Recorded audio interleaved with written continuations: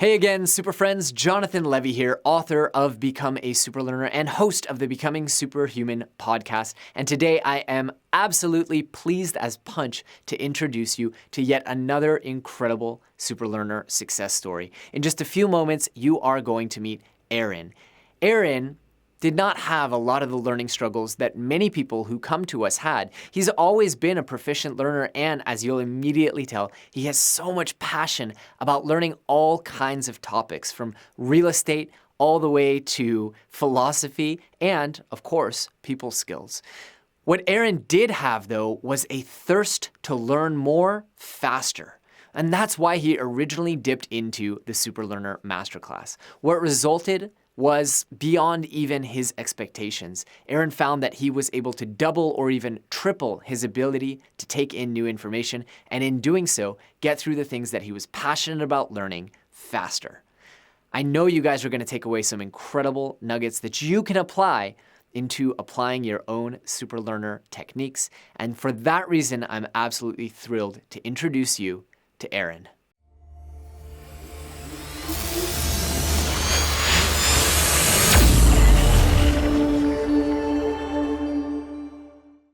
Aaron, welcome. Thank you so much for making the time to talk to me today. How are you? What's up, Jonathan? I'm great. Thanks for having me here, man.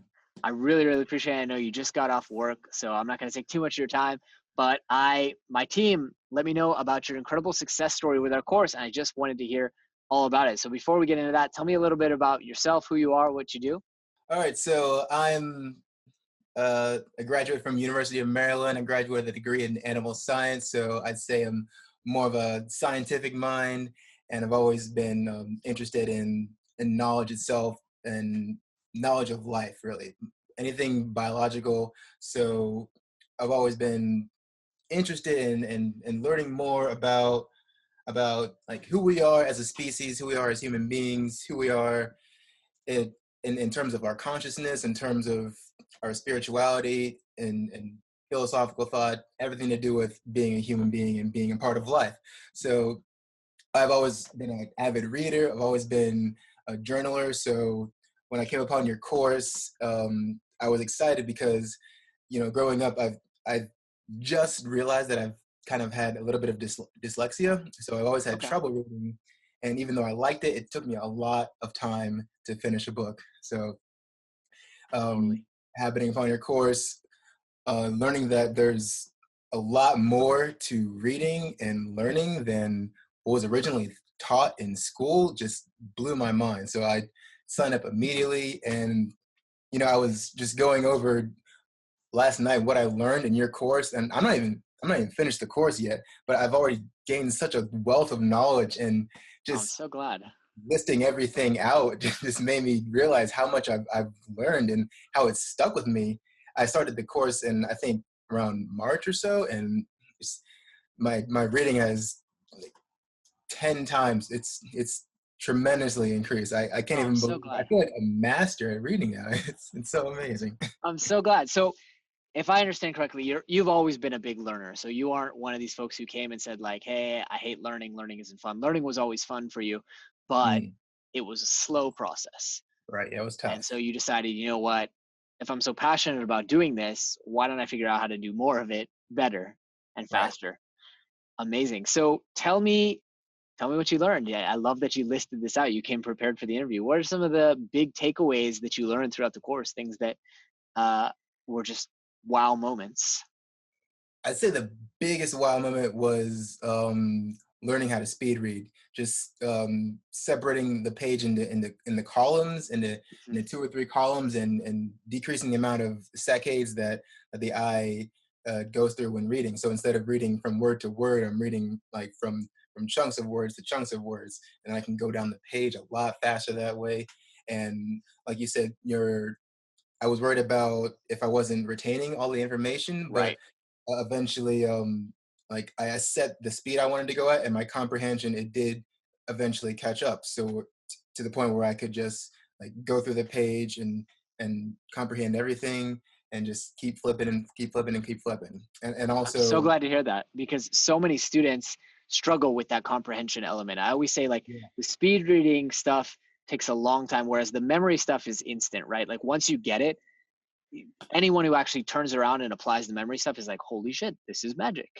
right? But I don't know if I'm allowed to swear, but it's my show, so I feel like I can swear. No, you totally But right. the speed reading stuff, like you have to work for it for sure. So I'm really Mhm. glad to hear that your comprehension caught up. How long did it take for that kind of catch up effect to happen for you?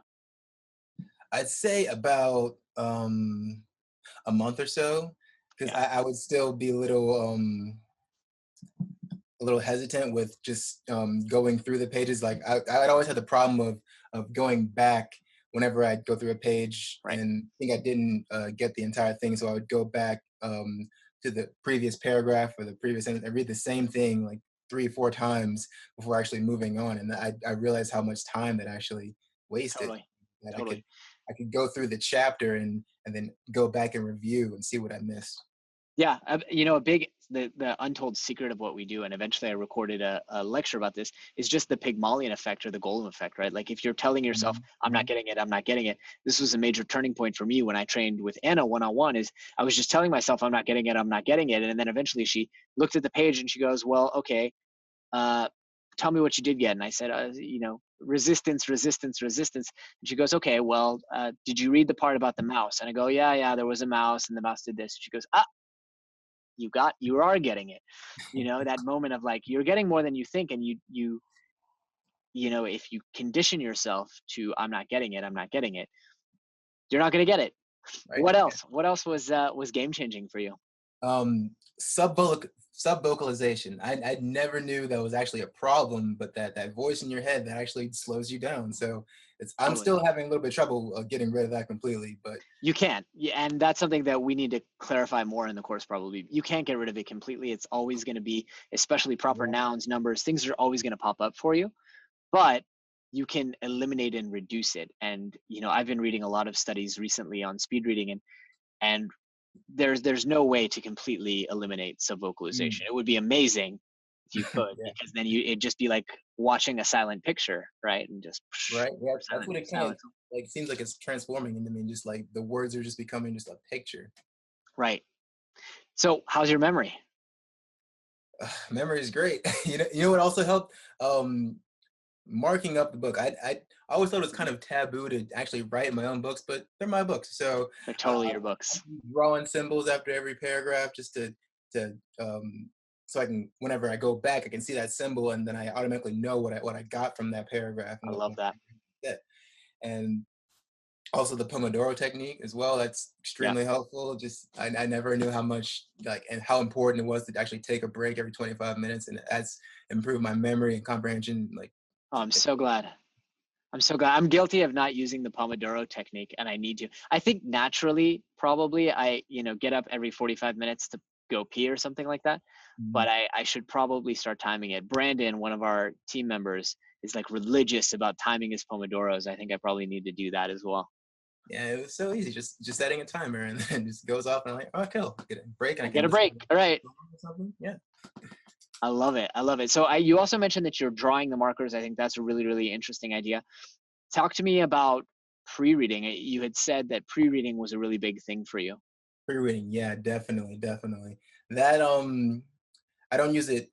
I don't always remember to pre-read, but whenever I do pre-read, say if I don't have enough time to actually like get a good reading session, then I'll pre-read a book within like 5-10 minutes, and then come back to it, and then like I'll recall things from when I pre-read, and that actually increases my speed even more because I know I already have that interest. I'm like, oh wait, this was here, this is here too, this is here too, this is here too.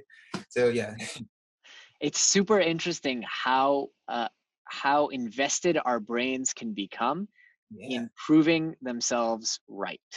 And I talk about in the course that the best questions for me in pre-reading are like, "Ugh, I bet the author is going to go on about this thing again," and like coming at it with a skeptical or even a know-it-all. And this is like the opposite of what we should aspire to in our normal lives. But in pre-reading, it's like, I know it all, I'm so smart, I bet their author is going to talk about this.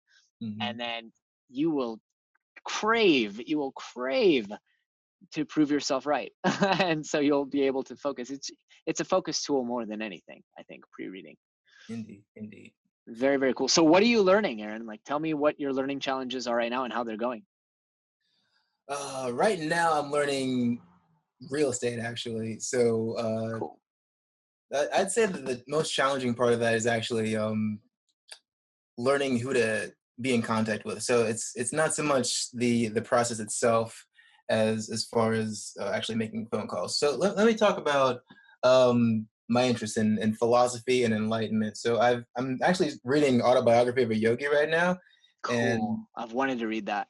yeah, it's a big book, but I'm actually not as intimidated by large books anymore. Just from your course, I'm just speeding through it. It's cool. So books on enlightenment, books on philosophy of mind, because it Yeah, seems like the world's getting to a point where just about every theory is kind of coming to uh, like some sort of agreement and similarity. We're kind of getting to a point where we have to kind of abandon everything from the past and like develop a new paradigm, really. totally. So Eckhart Tolle calls it a new earth. yeah, I read that book, Eckhart Tolle. Yeah. I New love Earth that and book. Power of Now, amazing books. Love those books. Yeah, so it's really like our human evolution. It's coming to light. So it's anything that can uh, up my conscious mind, my my spirit is all what I'm all about right now. I love that. I love that. Although I just talked to Ariel Garten like 20 minutes ago. Yeah, Podcast will come out soon for everyone listening. And we nice. talked about this certain point where you have to stop reading about enlightenment and start doing the enlightenment, right?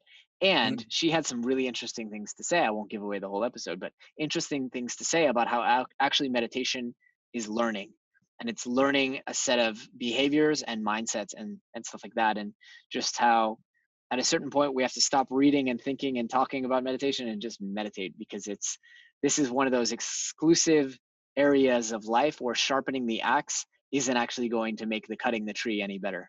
I mean, I'm all on that too, and I I try love to it. meditate at least half an hour to an hour a day. It's that's Impressive. improving tremendously as well too. It's just giving me just such an air of calmness and realization. Just helps me order my mind. I remember in a podcast that you had about with someone of a relationship with food, and you mentioned meditating then, and it's you had this really good metaphor where it's not like repainting the walls of a house, it's like rebuilding the entire house, and that's Right. exactly what it feels like, rebuilding like the entire house of my brain.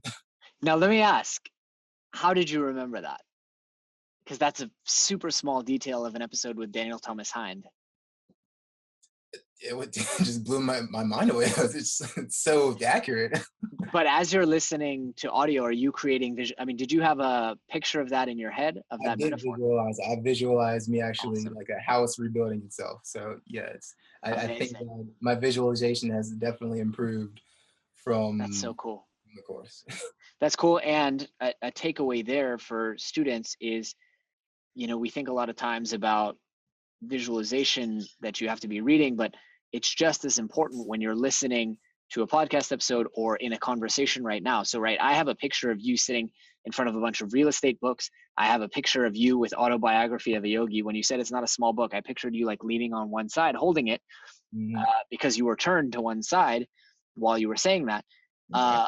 And it's just constantly creating these markers because they serve you and they will serve you and they'll continue to serve you. I have a picture, MU, University of Maryland, and so as we're talking, I'm collecting data and I'm using the techniques. And I that's like such an how it's just important distinction. always going on. I like that. Well, it becomes natural. And that's something that I want to gain more insight. The problem is I can't see what's going on in your head. Although I just talked to Ariel Garten and we might do some EEG measuring, which would be really cool. But Ooh. figuring out when it becomes natural, because on a certain point for me, it just became natural. I didn't even know I was doing it. Mm. Has that happened for you? I think it has. It's actually gradually starting to happen a lot more naturally Mhm. now that you say that. Just because when listening to a podcast, I noticed that like as I'm listening, then visualizing the conversation in my mind. Like I've actually visualized you having the conversation with whoever you're interviewing during your Superhuman podcast, which is an amazing podcast, by the way. I Thank you. Thank you so much. listen to every episode and re-listen to so many episodes. Wow. Thank That you. makes me superhuman. It's incredible. I'm so touched. I'm so honored. Thank you so much, Aaron. Right. So, Aaron, I want to be respectful of your time. You got a lot of autobiography of a yogi to speed read through, but I want to ask you, what are some tips that you can give for other students? I'm going to be forthcoming with you and say not every student, unfortunately, is as successful as you've been in the course, and a lot of students struggle. What advice can you give them? Mm. I'd say, as far as memorization and speed reading, I'd say make sure you have something that you really love, that you want to learn more about, so you can So important. implement all the techniques that you learn in the course into whatever you're reading, and just keep getting new books. That is like the best tip you could have possibly given, and that's why we have that progress and goals worksheet right in the beginning. And I think a lot of students go wrong with we ask them, what are things that you can do in your life that you want to, and they just list off the things that I say you could do. Like, oh, I could memorize 50 names. Well, do you care about memorizing 50 names, or do you care about reading autobiography of a yogi and learning about real estate fundamentals? And Mhm. we know this from Malcolm Knowles, having that pressing need and immediate application is the most important thing for the adult brain. Beyond the basics like oxygen and enough sleep, it's like, Mhm. why am I learning this, and what am I going to do with it? So I'm Right. really glad you shared that. All right, my man. So, Aaron, thank you again so much for sharing your time, your energy, and obviously for dedicating yourself to the course. I really, really appreciate it. It was Oh such yeah, a it's my pleasure to fault. meet you. Thanks for having me, Jonathan. Wow, what an absolutely incredible transformation, right? I hope that you are as inspired as I am. Of course, I would love to make you our next student success story. So if you are interested in accelerating your learning, improving your memory, and becoming a faster reader, I want to invite you to go ahead and sign up for a completely free trial of our Become a SuperLearner Masterclass, which is the web's top-rated accelerated learning program. Also, please take a moment to like, subscribe, and leave a comment below. Let me know what you thought about this specific success story. Hope to see you guys in the free training seminar.